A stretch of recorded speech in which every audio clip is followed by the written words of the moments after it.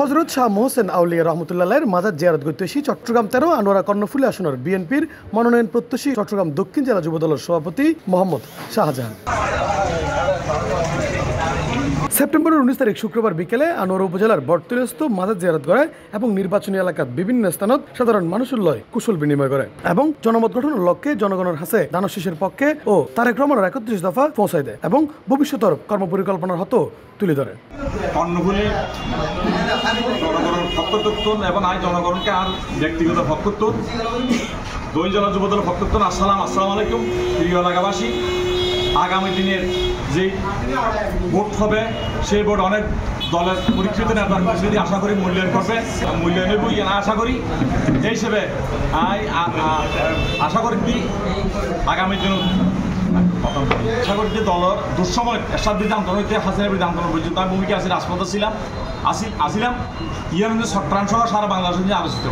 মাজার জিয়ারত শেষে দক্ষিণ জেলা বিএনপির সভাপতি মোহাম্মদ শাহজাহান সাংবাদিকদের হয় স্কুল জীবন সভাপতি হিসেবে শুরু করি।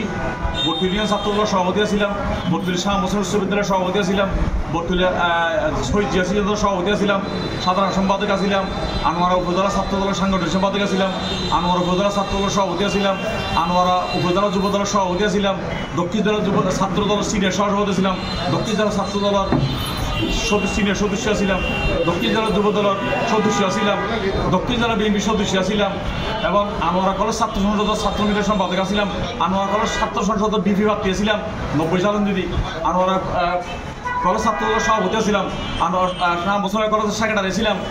ইয়ার কারণে আরও দলের বিভিন্ন পদ আসছিলাম। ইয়ার কারণে আর আশাবাদী যারা সাহেবের দল বিবেচনা করিব। মোহাম্মদ শাহজাহান দীর্ঘদিন ধরে আনোয়ারা ও কর্ণফুলী অঞ্চলের বিএনপির রাজনীতির লয় ঘনিষ্ঠভাবে জড়িত। যুবদলের সভাপতি শিল্পে তিনি সংগঠনের তৃণমূল পর্যায়ে সক্রিয় রাখার পাশাপাশি নানা রাজনৈতিক কর্মসূচিতে নেতৃত্ব দেয়, ফলে স্থানীয় রাজনীতিতেই খুব সুপরিচিত। C+ চট্টগ্রাম।